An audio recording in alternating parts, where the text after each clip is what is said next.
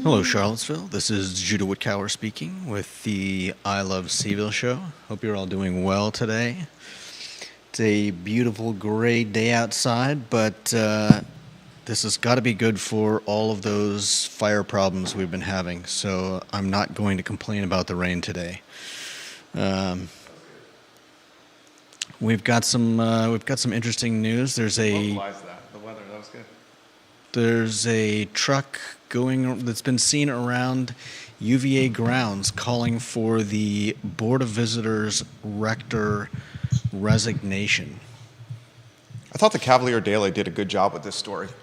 Yeah, I think they usually do a good job. Cavalier Daily does a good job. Yeah. I mean, for a college newspaper? They're definitely they're definitely committed to great news. You got to hand it to them. And they churn content. Yeah, no doubt. Like regular content, which, I've been impressed. As someone who's a local news junkie, I think the Cavalier Daily is filling a void. Oh, no doubt. The headline in the Cavalier Daily, and this story was published late yesterday, Billboard truck on grounds calls for the resignation of Board of Visitors rector Robert Hardy. The truck is rolling all over UVA. Who do you think is behind the truck? We do not know who is behind the truck. Nobody knows who's behind the truck. Do you think it has any ties at all to the Jefferson Council? I would not be surprised if And it we had can't- ties to the Jefferson Council and or especially Burt Ellis. And this is purely speculation. You should stipulate that too. We do not know. Yeah, it's 100% speculation. We have no idea. No idea. But come on. But both are well financed. And have been, I believe Ellis has been in a bit of a, I won't call it a shouting match, but Burt Ellis and the person, what was the name? Robert Hardy, Robert. who's the rector. Hardy, yeah. Don't seem to be on very good terms right now. Robert Hardy trying to follow, some would say, protocol at a Board of Visitors meeting. Others would say trying to take something like anti-Semitism and bring it behind closed doors is cause for concern. Yeah. And a lot of people have been calling for UVA to do a lot more in terms of anti-Semitism on campus grounds. Right. This is a hot button issue with a Board of Visitors that is heavy hitters across the board. We'll talk about this, guys, on the I Love Seville show. John Blair's got a good topic for today's program. He said, what would be the top 3 issues? This was a question that was relayed yesterday that we're turning into a topic today. Top 3 issues that a centrist would run on for city council in Charlottesville. I have some ideas. Judah, I'm curious of your ideas on the program as well. We'll talk about some of the hot topics that we saw from the 2004 Seville election task force report that we've covered over the last few days. 20-year anniversary for the Seville election task force and a report they put in play that's pretty much been ignored. I'm going to talk industrial warehouse space. One of the common themes I hear in the business brokerage, commercial real estate lexicon is, where is the warehouse industrial space in the city of Charlottesville and in Albemarle County? We'll talk about that today. We'll take a look at the viewer and listener power rankings. Folks, if you like the show, we work hard for you.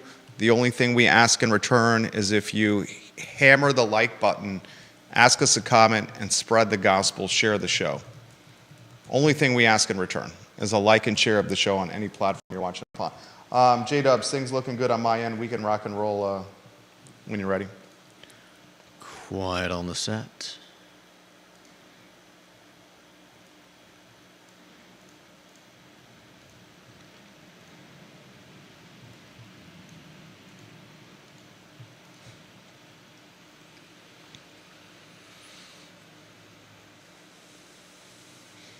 Good Wednesday afternoon, guys. I'm Jerry Miller. Thank you kindly for watching and listening to the I Love Seville show.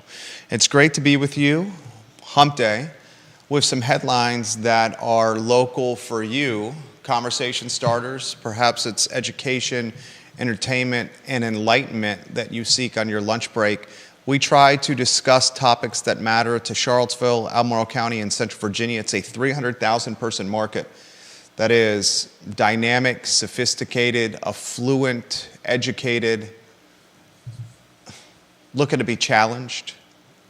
And we try to provide some of that ammunition on a show that airs just about every weekday, Monday through Friday, on a network we have monikered the I Love CVille Network. A programming note, I am not in the saddle tomorrow for the I Love CVille show. This might be the first you are hearing this as well. Mm-hmm. I am touring some real estate in person. And that tour, unfortunately, could only happen midday during the program, but I will be back in the saddle Friday for the show. Take a look at the screen for some topics we're going to discuss. The first three headlines involve a story that was in the Cavalier Daily about a rolling billboard, a box truck. I think we have a photo. Make sure we give photo credit to the Cavalier Daily with a lower third anytime that's on screen. You could come up with a headline for the top line for the lower third.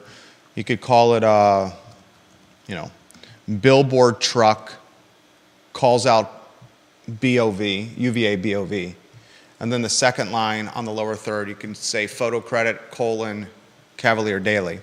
It's a box truck that's calling for the resignation, viewers and listeners, of Robert Hardy, the rector.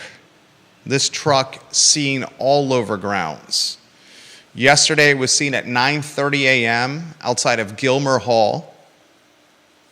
It was seen on McCormick Road around 12:30 p.m. yesterday.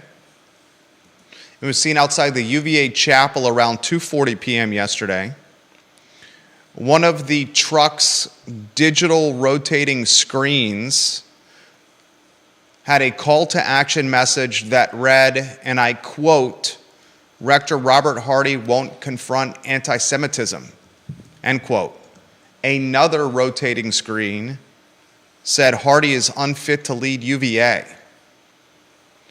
The university spokesman Bethany Glover said the University of Virginia is working to identify the person or organization that hired this rolling box truck. Let us know if you have those photos on screen of the truck so we can encourage the viewers and listeners to take a look at the screen. This is a dynamic storyline, and a storyline that stemmed or was birthed in part by a contentious Board of Visitors meeting that saw Robert Hardy, the rector of the BOV, go toe-to-toe with Bert Ellis, the embattled Bert Ellis. How would you characterize Bert Ellis? Embattled, infamous, yeah, sure, legendary, known up and down the eastern seaboard, the same Bert Ellis who's a board member, a college and Darden alumnus, who traveled from Georgia with a box cutter across state lines for the sole purpose of going to the lawn to knife, dice, cut, slice a sign off a student's front door on the lawn of the University of Virginia that he found offensive. The same Bert Ellis, who is the co-founder and president emeritus of the Jefferson Council. So I'll give it to you in a nutshell before we go further into this story as the show matures. Ellis and Hardy squabble. I watched the video where Ellis was insistent upon that the discussions at a recent Board of Visitors meeting about anti-Semitism and the safety of Jewish students on grounds be a topic of open session discussion on during the March 1 Board of Visitors meeting. Hardy, the rector, who was in charge of the meeting, sitting next to President Ryan, this video available online for you to see, promised Ellis that this topic would be discussed at the March 1 meeting. However, he said it would be in closed session.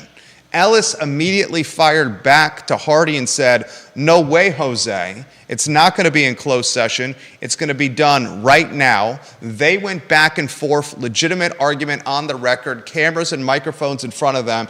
Jim Ryan rolled up sleeves, tie on, next to the rector, clearly uncomfortable. Ellis continued to speak despite Hardy telling him to be quiet. Hardy, the rector, eventually told Ellis he would be reprimanded if he continued raising the topic about anti-Semitism and the safety of Jewish students on grounds. He would be reprimanded, and Bert Ellis finally told the rector of the Board of Visitors, and I quote, "Bring it on." There's also some question about the legality of discussing the issue in a closed session. So much to unpack here. The only thing missing from this beef, this brouhaha, this squabble, this melee, was Ellis as he was screaming, "Bring it on," wearing spandex, a luchadores cap, and jumping from the top rope onto the mat, looking to clothesline and DDP Hardy in a WWE cage match. I'd pay to see that. I would pay to see that. I would pay the pay-per-view fee to see Ellis and Hardy toe-to-toe in a WWE cage with Ellis wearing a luchadores cap. We kid because we care. DDP, is that a specific wrestler's Oh my move? goodness, my friend. I'm guessing it has something to do with Diamond Dallas Page. Yeah, Judah. Is that a flying...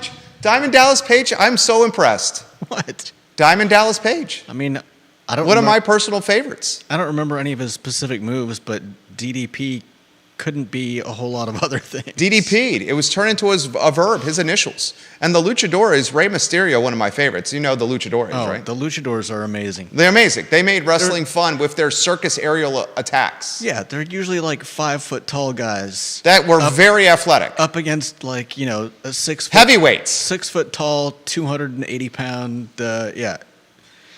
Insanity. Is Ellis more Diamond Dallas Page or more Rey Mysterio? And who would Robert Hardy be here? I would need a good picture of him to. Is Hardy Booker T. Washington? Oh man, I'd need pictures of both of them.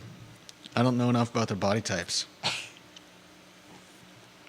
We'll talk about this, guys, as we are in the shadows of Thomas Jefferson's University, less than 2 miles from the Rotunda,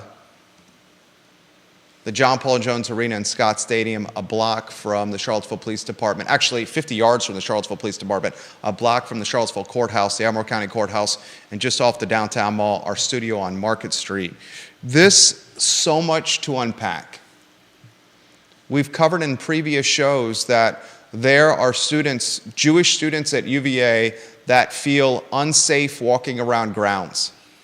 Yep, there are students, Jewish students, who are no longer wearing their yarmulkes because they feel like Threatened. they're going to be threatened or attacked, and there are a lot of people criticizing UVA for not speaking out more against what's been going on. Folks asking the question, is UVA basically positioning Jewish students as less of a protected class of student than potentially students of color? Yeah. Bert Ellis alluding to this in a Board of Visitors meeting. Did you put the box truck on screen? Yep. Can we put it back on screen again? Rolling around grounds as we speak, a box truck, as the University of Virginia is looking to uncover the identity of who hired this truck or what entity hired this truck. We have no inside information, none at all. We're purely speculating on today's program, and I wonder aloud if it's the Jefferson Council behind the box truck. I don't know. We do not know. I literally do not know. I do know the co-founder and the president emeritus of the Jefferson Council, Bert Ellis, traveled from Georgia with a box cutter, pun intended, with the box truck, to slice and dice a sign off a student's door on the lawn, a sign taped to a door that did not meet his, shall we say, moral standards? I mean, the sign was clearly put there to ignite passions. I'm curious of your take. We'll read a couple of paragraphs from the Cavalier Daily on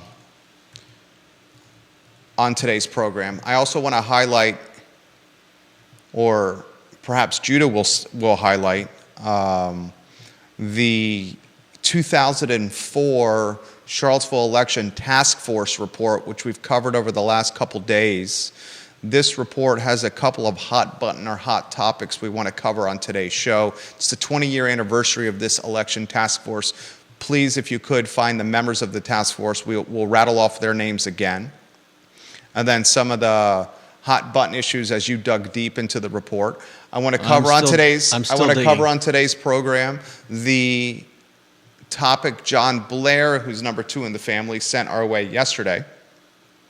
If you were a centrist, I'm not saying Democrat, I'm not saying Republican, I'm not saying libertarian, just a centrist, center aisle, what would be the top 3 platform issues or topics that you would vocalize and run upon for a push for Charlottesville City Council? We'll talk about that on today's program. I want to chitter chatter. Curtis Shaver has a correction for us. The diamond cutter was DDP's trademark and signature move. Nice. We need to get Curtis Shaver's photo on screen. We'll highlight the I Love Seville viewer and listener power rankings as Mr. Shaver is within those rankings. He should climb the ladder. He's providing serious ammunition of late. Curtis on iloveseville.com/viewer rankings is 31 in the polls. If you could, when the program is over, position Mr. Shaver in the 16th slot as he makes a 15-spot leap in the power rankings. Congratulations on the new Subaru, Curtis. I very much like the rims. I very much like the decals, and I very much like the look, the aftermarket updates on your new Subaru, my friend. I want to highlight on today's program the warehouse space, the industrial space in Charlottesville and Albemarle County, or the lack thereof. I had this conversation this morning with an investment group that was looking to put some money on the street. And as they were looking to put some money on the street, they were looking to acquire positions and businesses across Central Virginia in certain silos. And one of the aspects that came up in conversation, it was about a 20-minute phone call with this investment group, is industrial or warehouse space that could potentially be a hub for distribution. And I said, good luck with that. Yeah. Another of our clients is coming to market with a business, and I don't want to let the cat out of the bag, although it has been on the Community Advisory Committee agendas, it has been on the Planning Commission agendas, but coming to market with a business model that requires extremely high ceilings, and the opportunity to find space for this particular client was slim to none in the Charlottesville and Albemarle business ecosystem. So we'll talk about that on today's program. But first, the lead of the show, as we weave you in on a two-shot, if you're not, J-Dubs, is the article in the Cavalier Daily that is must-read material. Yeah. The headline is Billboard Truck on Grounds Calls for Resignation of Board of Visitors Rector Robert Hardy. The sub-headline, the truck was first seen parked at Gilmore Hall at 9:30 a.m. If this article, which was written by Thomas Baxter and Nathan, I'm going to mess up your last name, Nathan. It's not because I'm not trying. It's because it's a unique name. Is it Onibudo? Is that how you would characterize Nathan, the student's last name? Onibudo? Yeah. Onibudo. Thomas Baxter and Nathan Onibudo. Here's the lead and the nut graph of this captivating story. This morning, a small truck with LED screens on all sides calling for the resignation of Robert Hardy, the rector for the Board of Visitors, parked in front of Gilmer Hall near the first-year dormitories on McCormick Road. The truck was outside of Gilmer Hall at 9:30 a.m., but was gone by 10:20 a.m. The truck was later seen on McCormick Road around 12:30 p.m. and on the street outside the University Chapel around 2:40 p.m. One of the truck's screens read, and I quote, "Rector Robert Hardy won't confront anti-Semitism," end quote, while another screen said, "Hardy is, quote, unfit to lead UVA," end quote. The second paragraph of the article goes as follows. According to university spokesman Bethany Glover, the university is working to identify the person or organizations that hired the truck. Glover described the message on the truck as false and offensive and said that the Board of Visitors and the university administration are committed to combating anti-Semitism and discrimination.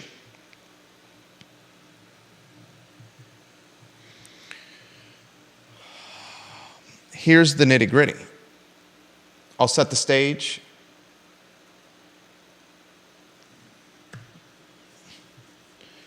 March 1, board meeting, heaviest of hitters, the Board of Visitors. Folks on the board, Rector Robert Hardy, Vice Rector Carlos Brown, Robert M. Blue, Mark Bowles, Elizabeth Cranwell, Thomas DePasquale, Bert Ellis. Would you say Bert is the protagonist or the antagonist in this particular turn of events? That's a tough one. I think it depends on your perspective on this and your perspective on him as well. I think a lot of people might say he's the antagonist. I don't think... But he's being antagonistic, I think. But he drives the story. Yeah. Without Razorblade Ellis, there is no story. Yeah. I mean, taken that way, he's the protagonist. Not even close. The protagonist antagonizing, but the protagonist driving the narrative. Is Hardy the antagonist to Razorblade Ellis's protagonistic behavior? Yeah. The Honorary Paul C. Harris on the Board of Visitors, Baber Latif, the good doctor on the Board of Visitors, Stephen Long, Paul Manning, over $100 million in donation to the University of Virginia, the namesake of the Biotech Institute on Fontaine on the Board of Visitors, James Murray, heavy hitter right there, John Now III, the Honorable L.F. Payne, Amanda Pillion, Rachel Sheridan, Douglas Wetmore, Tish Jennings, and Lillian Rojas, closing out the Board of Visitors. So here's the nitty-gritty. On March 1, these heavy hitters had a meeting. Razorblade Ellis, the co-founder, the president emeritus of the Jefferson Council, insisted on the record with cameras and microphones pointed to him and under his mouth. He's talking into a microphone. It sounds like he started off just trying to discuss it. He tried to discuss it, that's correct. He immediately received pushback from Hardy, the rector, saying the anti-Semitism and the safety of Jewish students will be a topic in closed session. It is not a part of open session. Open session is reported upon or can be reported upon by the media, and you can watch the open session online, the video archived on the interwebs. Razorblade, I'll go to Bert Ellis. I kid because I care, Mr. Ellis. I kid because I care. We'll use Mr. Ellis here. He says, no, this is not going to go to closed session. This topic is going to happen in the open session. And he pushed back on the rector, Hardy, who's running the meeting. Mm-hmm. He's got President Ryan sitting right next to him in the camera. Hardy said, no, you're out of line. You're out of order. This is going to closed session, this topic. The safety of Jewish students at the University of Virginia is a closed session topic. Ellis pushed back again, said, no, we're going to keep this an open session. They deserve to hear what is going on here. Hardy said, if you don't stop talking, We're going to reprimand you. we're going to reprimand you. I don't get the impression that Mr. Ellis has been reprimanded in a very long time, in any capacity. I'm not sure why he would care. What does a reprimand involve? I mean, I'm seriously curious. So, How would okay, this is a question for the viewers and listeners, some of our esteemed and connected viewers and listeners. How could a rector reprimand a Board of Visitor member? and why would he care that they did so? Could they muzzle them? Could they remove them from the board? I don't believe so. Appointed by Youngkin. How could they reprimand Mr. Ellis? How could Hardy reprimand Ellis? Yeah. After Hardy, these are grown-ass men here. After Hardy says to Ellis, I'm going to reprimand you, Ellis snaps back. Bring it on. Bring it on. I mean, really, how many of the people on the Board of Visitors need that job? No one. It's prestige. Exactly. It's power and prestige. It's to say that you're on the Board of Visitors of one of the most affluent, noteworthy, notable, prestigious universities in the world. Yeah. It's a ego power play. Which brings me back to the question: what does a reprimand mean, And why would anyone on the Board of Visitors care? Unless it's removal from the board, which I don't think that can happen. Deep Throat, I'm curious of your take on this. You know stuff like this. Mr. Blair, I'm curious of your take on this. Would a reprimand, what ramifications would a reprimand yield? 25 days after this meeting, a box truck is running around grounds with a call to action message that a university spokesman has said on the record is offensive. And we are investigating who's behind this message. It is a country of free speech, is it not? I got a story I'm going to relay about our oldest son. Parents who watch, who have children, you may empathize or sympathize or relate to the story I'm about to say. From time to time, yours truly and my wonderful better half, the rock bed of the family, uses the occasional four-letter word. Every parent can relate to that. Somehow our oldest chooses to mimic our bad habits as opposed to the plethora, especially for my wife, good habits. One of those bad habits is the use of a four-letter word from time to time that happens to be within earshot. I'm driving our oldest to school, as I do in the morning, which gets me to the office before 8 a.m., which is nice. And he drops something like his Yeti water bottle in the back seat.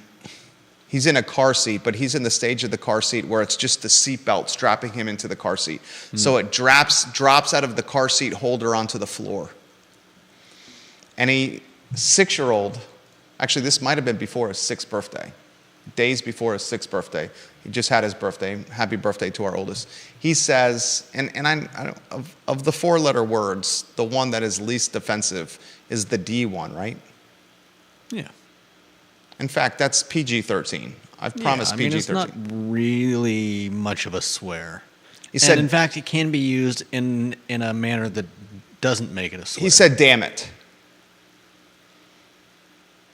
As a response to him dropping his water bottle on the floor of our car. And it caught me completely off guard as I'm driving from Keswick down Pantops to school.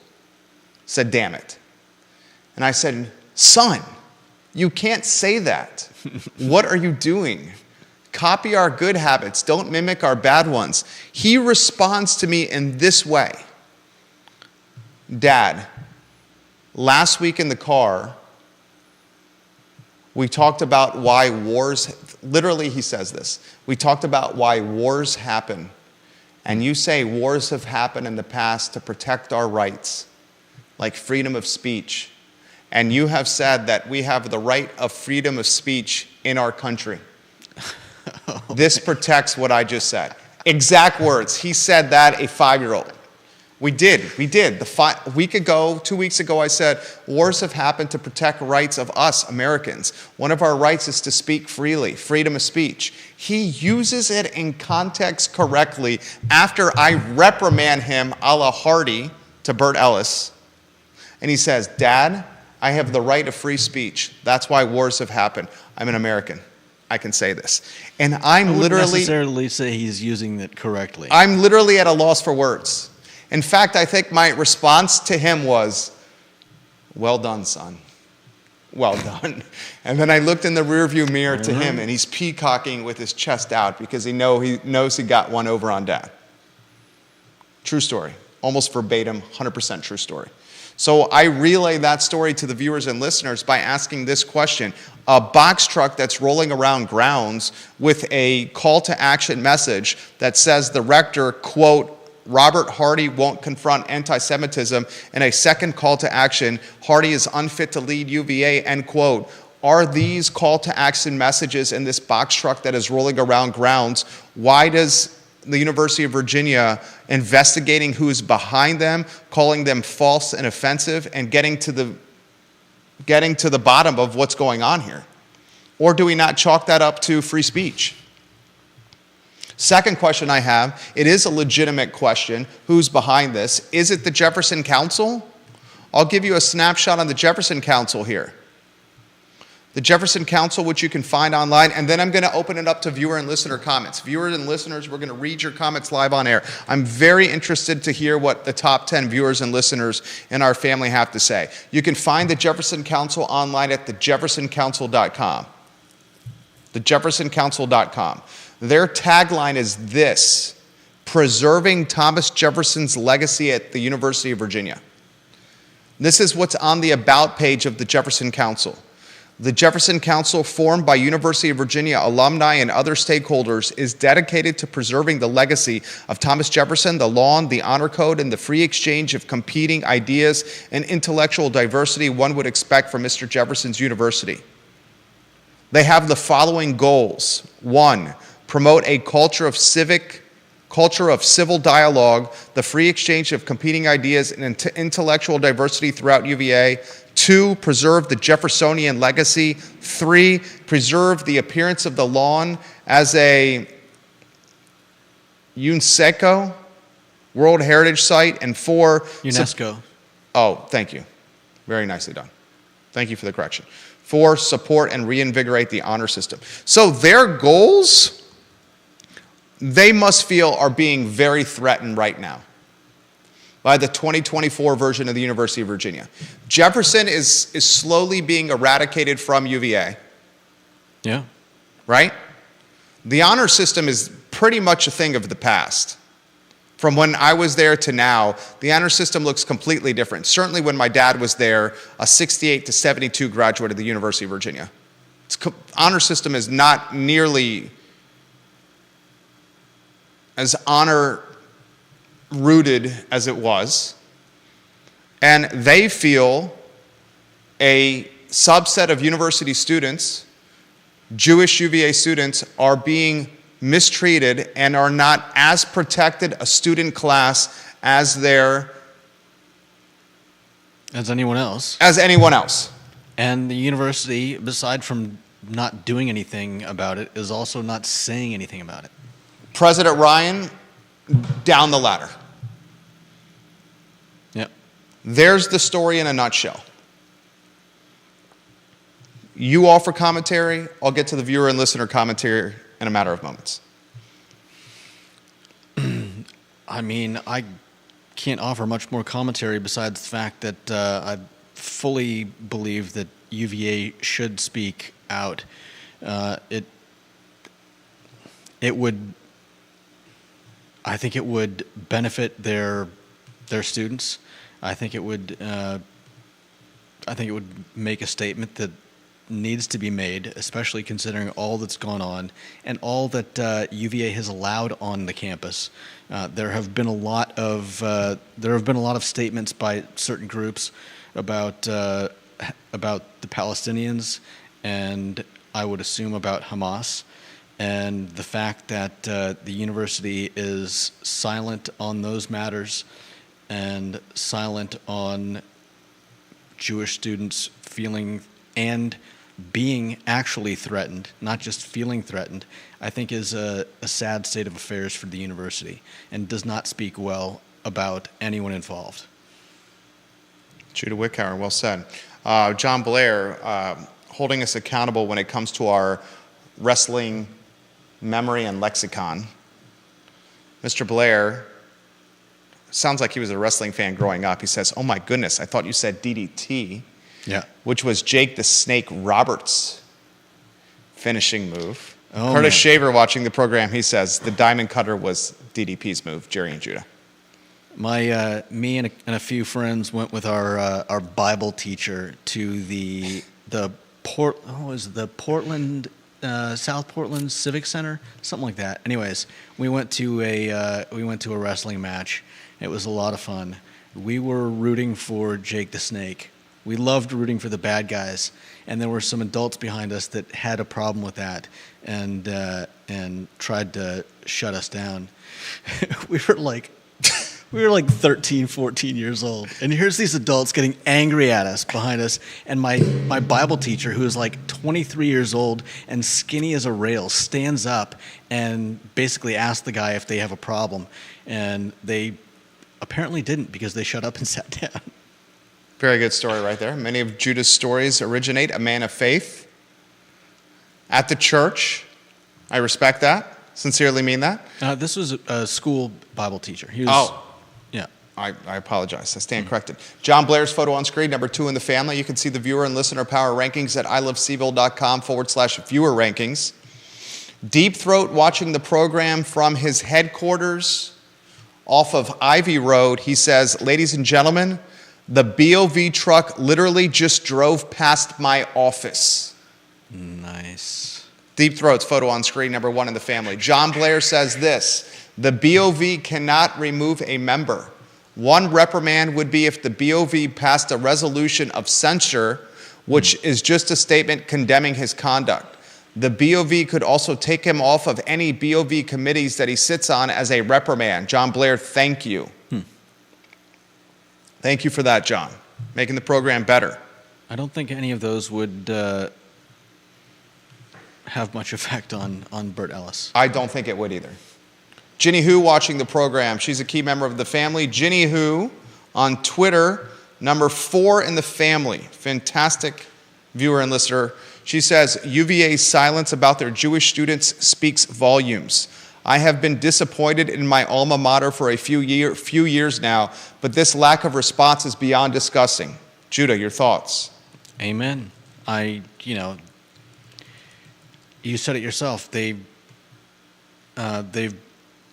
If this were students of color, I think not a day would have gone by before the university came out with a statement, and this has gone on for weeks. If not, I think going on over a month now. Oh, it's longer than that. With no word from the university. I'm sharing the Cavalier Daily link in the comments section of my personal Facebook page right now. I will share the Cavalier Daily link in the thread on Twitter that this show is airing upon. It's a must-read. I have the same question to you. If you were a betting and wagering man, who would you say is behind the truck? And we have no insider information on this. It's pure speculation. We stipulate that for this to be straightforward and forthcoming.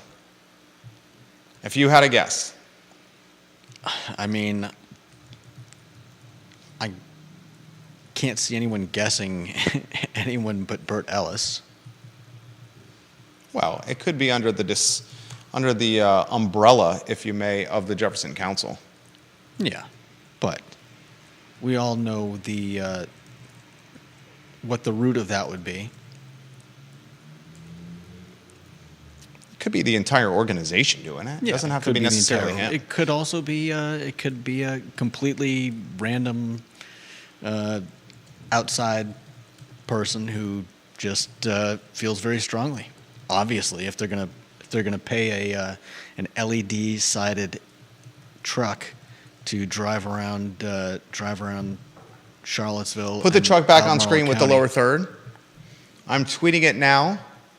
I will put it in the I Love Seville Cavalier Daily. Your Google metrics will show a boost in traffic after we have positioned it in as many channels as we currently manage, social and podcasting. We respect what you have written on this program.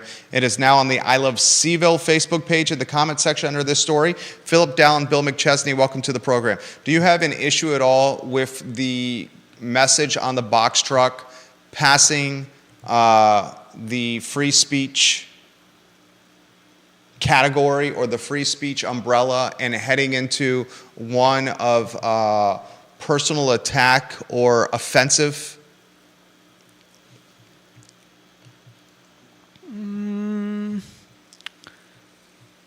Not really. I mean, I don't feel like the attack is so strong that it would that it's verging into libel or that kind of territory. And he's free to refute anything that it's said on the truck. Would you refute what was said on the truck with a personal statement or a press release? Or would you allow the university to handle it itself? You mean if I was the rector, Hardy? I mean, I think it depends on his position ultimately. But if I were him, I would make a statement myself.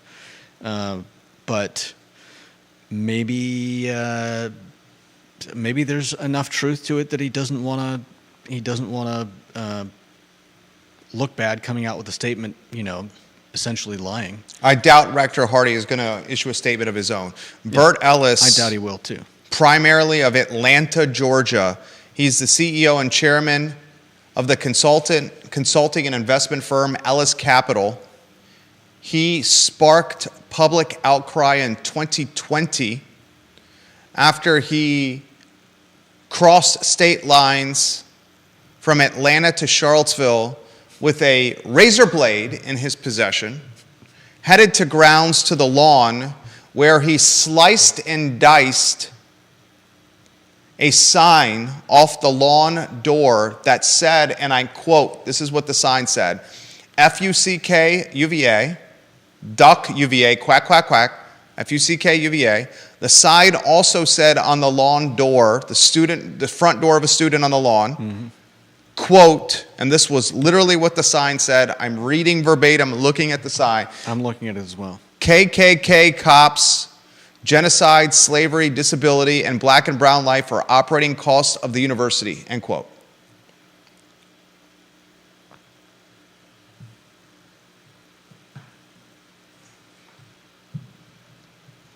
Is Ellis doing with the sign tactic or strategy or circus act? Is it a tactic? Is it a strategy? Is it a circus act? Either way, it attracts attention. You're talking about cutting the sign? Yeah. Is this all a 360-degree strategy or campaign from Ellis and the council? The efforts driving from Atlanta to Charlottesville to slice and dice the sign off the door, getting in a shouting match, a brouhaha, a melee with the rector on the record, potentially the box truck. We don't know if the box truck is connected or not. Potentially the box truck. I don't know if you read this blog. I read it from time to time. The Bacon's Rebellion blog. You know the one I'm talking about? Yeah, vaguely. The Bacon's Rebellion blog. Interestingly, and I'm not saying there's a connection or not, perhaps there's a connection, James A. Bacon, the executive director of the Jefferson Council. Is this all a comprehensive strategy? It could be. I don't know.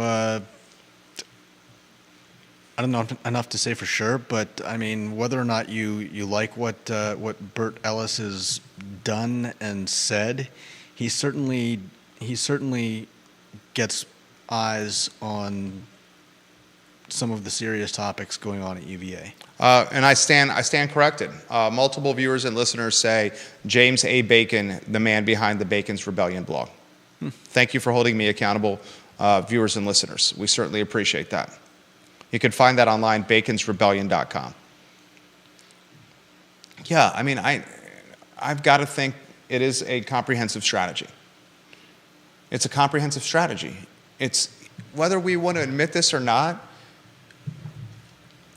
attention and holding attention is currency. Attention, whether posting photos on social media or videos on social media, reels on social media, doing shows like this, holding viewer and listener and marketplace attention is currency. And Ellis, the slicing and dicing in 2020 of a sign on the lawn was reported upon by many media outlets and talked at length on this program. Ellis having this beef, this brouhaha with the Rector Hardy, is going to be reported upon everywhere. This box truck, everywhere. Deep Throat said he just saw it outside his office. Yeah.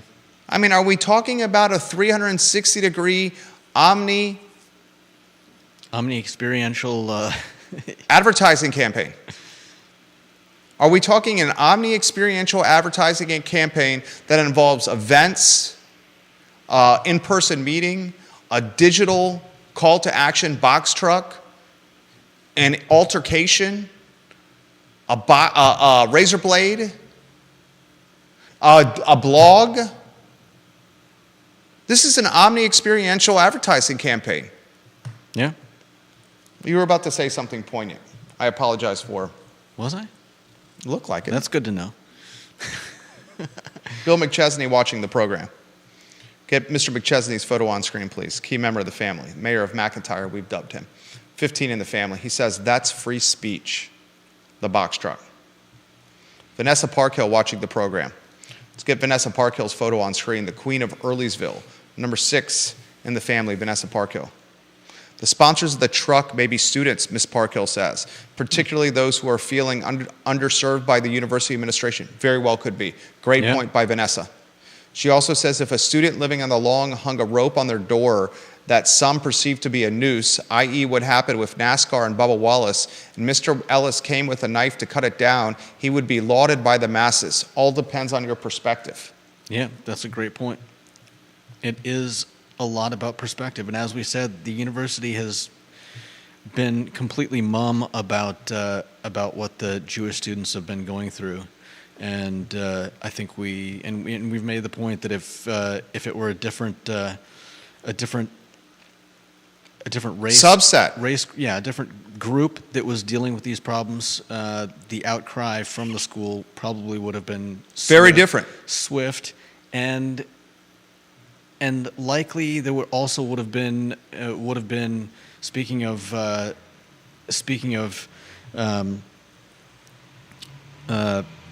doing something about it.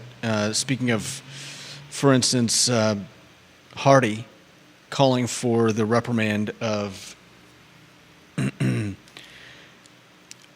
Ellis. I think that in other circumstances, whether it was reprimands or some other form of punishment, I don't think they would have done nothing. I think they would have started targeting students who were the cause of something like this, and quickly done something about it. And it's sad that they haven't. Philip Dow in Scottsville, his photo on screen. UVA has shown favoritism towards various groups in the past. At times, same as Ginny Hu, as a graduate of UVA, I am ashamed to be a graduate, Philip Dow says. I shared the article. If you have an opportunity to read it, I encourage you to. I thought the Cavalier Daily did a hell of a job. Dylan's Rule watching the program. We need to get Dylan's Rule as a key member of the family. We'll put Dylan's Rule as number 52 in the polls and climbing.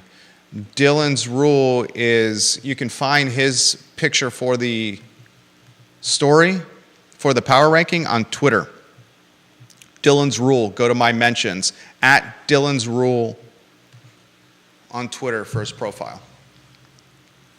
We got a lot to cover on the show. Ginny Who says the billboard does not use slurs or name calling that would cross a line. It simply states what Hardy would not do and adds a call to action. Yeah. I'm going to retweet that. That's why I think this whole thing is extremely strategic. It may on paper look like circus behavior, but I think this circus behavior is much more well thought out. And to call it, as Judah said, because we're in this business, this is how we make our living, as an omni-experiential campaign or strategy, I think is extremely applicable. And it does a great job of drawing attention to something that people seem to not want attention drawn to. And why is that? I think because they want to avoid making a statement.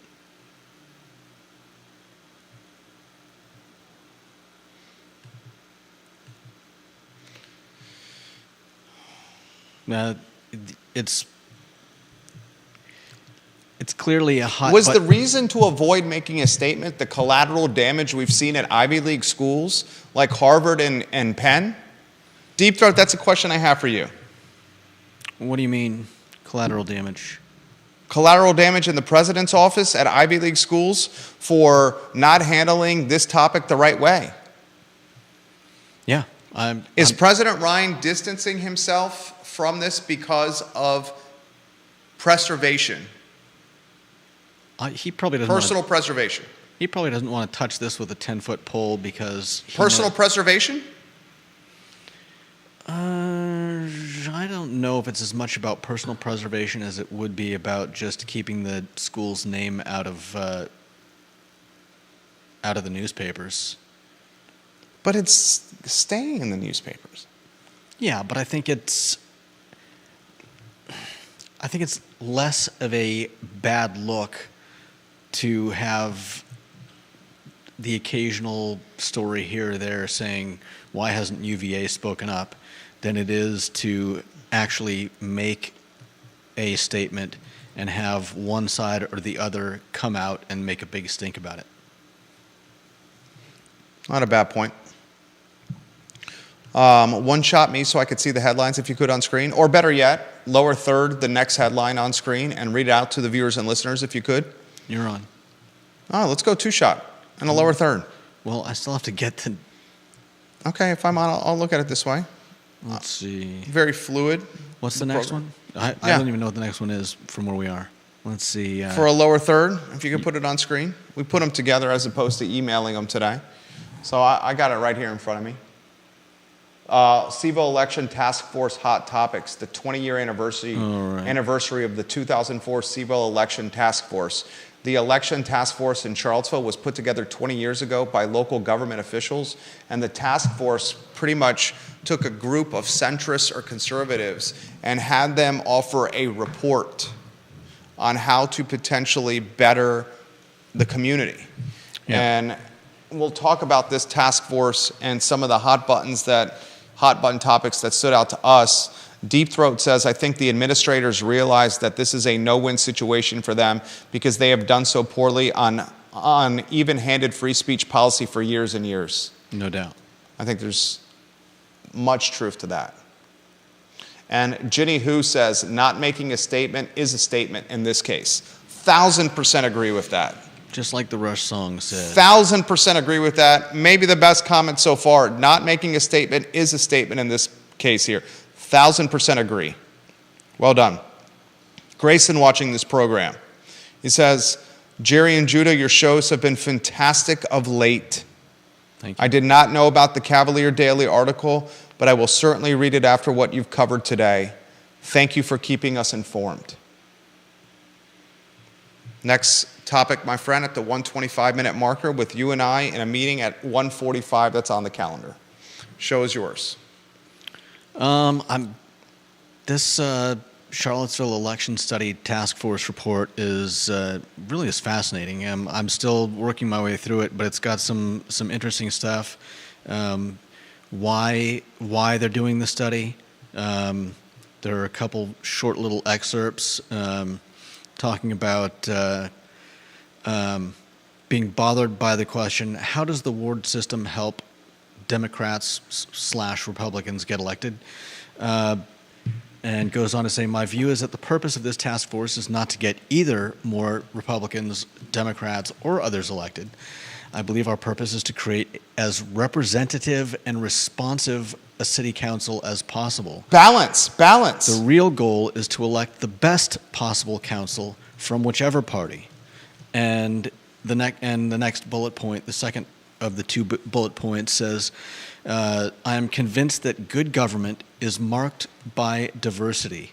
That is political, geographical, racial, economic, and possibly several other forms of diversity. 100%. 100%.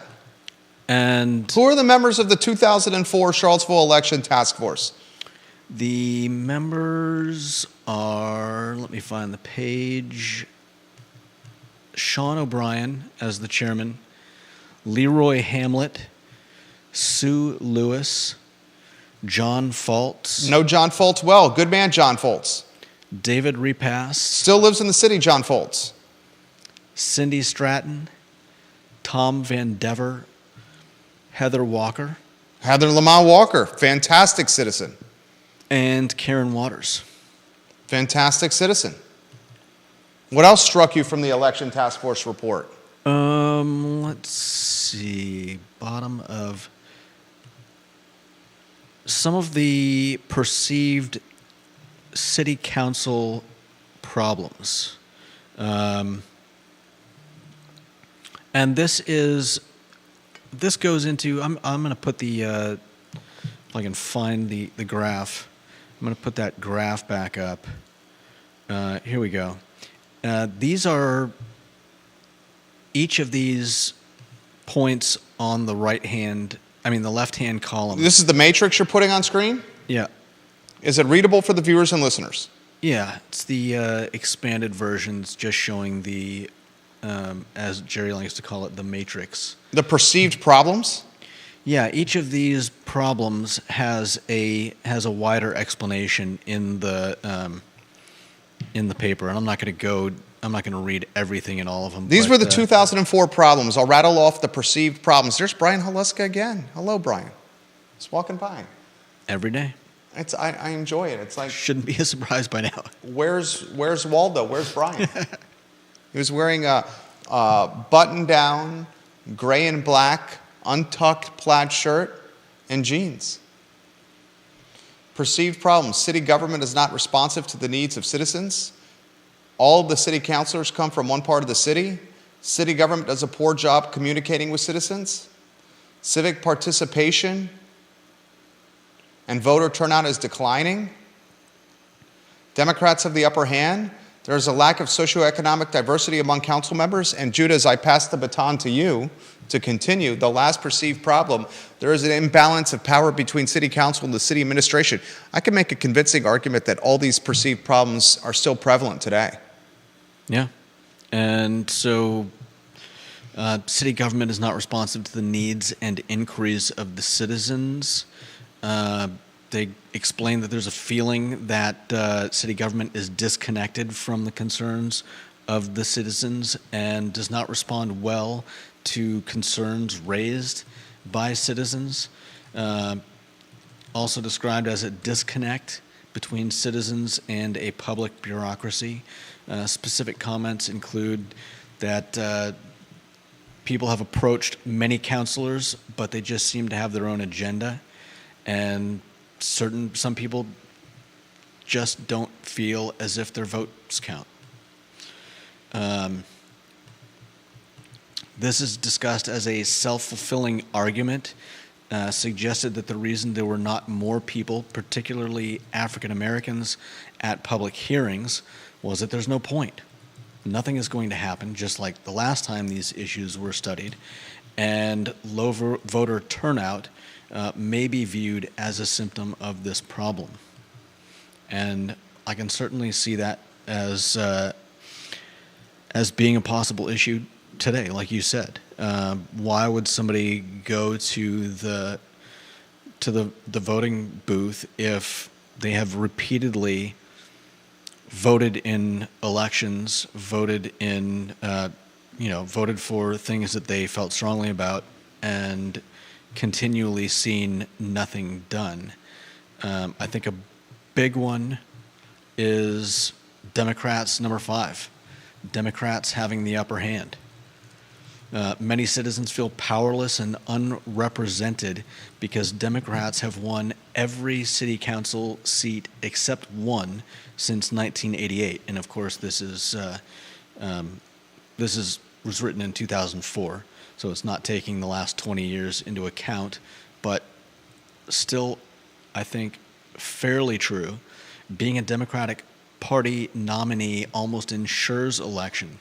Even though the Democratic nomination takes place in an open caucus attended by hundreds of rank-and-file Democrats, some feel that it's a closed system that makes it difficult for outsiders to win the nomination. This perception, combined with the cost of running at large, has made it very difficult for people not affiliated with the Democratic Party to run for city council. Charlottesville City Council 2023 general election results. There were 3 candidates that ran. Oshrin, Payne, and Snook. Those 3 candidates on council. Yeah. The Democratic primary, the primary race for council, there were 5 candidates that ran. Oshrin, Payne, Snook, Deshad Cooper, Bobby Fenwick. Get this. In the 2023 Democratic primary, which determines who's going to sit on the dais, according to Sevillepedia, 33,650 registered voters. 33,650 according to Sevillepedia. Ballots cast, what percentage would you put it at? Percentage of the 33, we should note that 33,000 is what, roughly 2/3 of the population. Population Charlottesville City, say 47,000. Yeah, so 33 is roughly 2/3. Give you that. And as a percentage of those who are actually registered to vote, I would say, I'm going to say 25%. Very well done, Judah Wickower. You're on point today. 23.68%, 7,968 ballots cast. So of 33,650 voters, 23.68% voted. Less than 8,000 people determine the people that allocate and spend the money for Charlottesville. Yeah. The general election had no competition. And that leads us into... And the Democratic primary only had 5 people on it. Yeah. Because the Democratic primary, the situation is, I'm not going to say it's conceived and birthed in smoky back rooms amongst few people with a cloud of smoke and ties at half-mast and fedoras to the side as they're drinking whiskey, but it's conceived by a few people who will run. Which leads us into the next... So a few people are determining, a couple of people are determining who's going to run and spend the $200 and some million in budget for Charlottesville. Yeah. I want you to think about that. Mm-hmm. And this goes on to say, with little opposition at election time, there may be a tendency for Democratic councilors to become less attentive to citizens than they would be if elections were more competitive. Many citizens feel they are not listened to. Republicans especially have cited instances when city administrators and councilors have turned a deaf ear to them.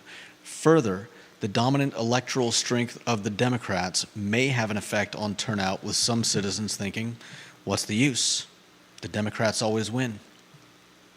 The co-chairs of the Charlottesville Democratic Party right now, Nancy Damon and Josh Thronberg. We know Josh. Mm-hmm. Vice Chair Deshad Cooper. We know Mr. Cooper. Secretary Ruth Goldine and Will Evans. Treasurer Jason Vandiver. Anything else you want to add, my friend? I thought you've been doing a fantastic job this week. Yeah, I think another good point is the lack of socioeconomic diversity among council members, and in this report, It explains how it's costly and time-consuming running a campaign, of course. It makes note of the fact that most counselors have been self-employed or have jobs with very flexible schedules. At the point of this report, the last election, the three Democratic candidates running as a team spent more than $32,000, while the two losing Republicans spent a total of approximately $20,000. In local elections, candidates are expected to go door to door. This is extremely difficult in a city of 40,000 residents for any candidate who has a 9-to-5 job. Moreover, some citizens feel that counselors more sensitive to the concerns of average residents may give greater attention to economic concerns such as taxes, jobs, or social service needs. There it is. Fascinating report. Still rings true today, the 20-year anniversary of said report. Yeah. 8 minutes before the 1:45. Next headline, my friend. If you could put the lower third on screen and read it live on air. Industrial warehouse space. Industrial warehouse space So little is of so it around. few and far between. So few and far between. Is that really a problem, though? Oh, it's a problem. Is it? Yeah. Is Charlottesville or Albemarle the best place for a hub? A brewery? A what? A brewery distribution? Are we talking distributing to local It businesses? can be anything. Industrial warehouse space doesn't just have to be for Amazon packages. Right. It could be distribution of beer. Industrial warehouse or space with tall ceilings could be... I'm just thinking of the fact that there's not really a north-south passage directly from this area. It could be for activities for kids and parents that need tall ceilings. Okay. Industrial warehouse space could be, so much needed. Okay. Think about Albemarle and Charlottesville. Where's the industrial warehouse space in Albemarle and Charlottesville? Maybe a little at Woolen Mills. Maybe a little at Ix Park, where Three Notch is. They took an airplane hangar. Outside of that, where do you got it? Yeah. You want a gold mine? You build buku industrial warehouse space right next to the urban ring. There's industrial warehouse space in Fluvanna County, right off 15. I've toured some of it. A friend of mine's got a business out there that creates outdoor products and distributes it from the space on Route 15.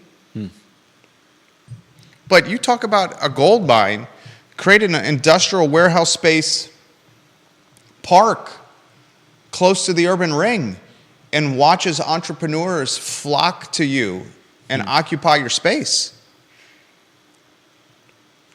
We have plenty of retail, plenty of restaurant, plenty of office, plenty of medical, plenty of flex, not an industrial warehouse. Came up today in conversation. Interesting topic. Something to percolate. Final topic, was that viewer and listener power rankings? We had top 3 issues. Oh, this could be a topic we save for tomorrow. Let's brainstorm some ideas here. Put this at the top of the list for tomorrow on the headlines. We can, I'm off air tomorrow. I got to let Jesse know. Darn it. Jesse, are you watching the program? Something came up today, Jesse. I got to reach out to you, Mr. Rutherford, about tomorrow's show. Can we make a note, Facebook message, Mr. Rutherford, that I tour in real estate tomorrow, and I'm not going to be in the saddle for the show? Because we initially had booked Supervisor Rutherford for tomorrow's program. If we could potentially do another time slot with him. Big fan of Supervisor Rutherford. It's a Facebook message. That literally came up today. I deeply have to apologize to him. We'll be back on the show on Friday, so this could be the lead of Friday's show. If you're a centrist, what are you running on? I mean, the first thing I think you would run on is pulling back tax exposure and being a little tighter with the budget. I was going to say I don't know if I could come up with all three, but my big one for the first one is having a vision for the future that is budget neutral. Budget neutral. I mean, budget neutral would garner a lot of votes. Second, if you're a centrist, what are you running on? Positioning infrastructure ahead of density, perhaps? Possibly, yeah. Infrastructure is throttled around here. Density is getting priority. Is infrastructure? Right? Slowly. I don't know if it's a priority or if things just get fixed when people yell loudly enough about them. I mean, your third platform point could just be the fact that you're running as a centrist. Yeah. Be like, hey, I'm not status quo. Mm-hmm. Oh, did Mr. Brown do that in 2019? Friend of the program, Bellamy Brown? Could be argued. You're saying he did do that, running as an independent? Yeah.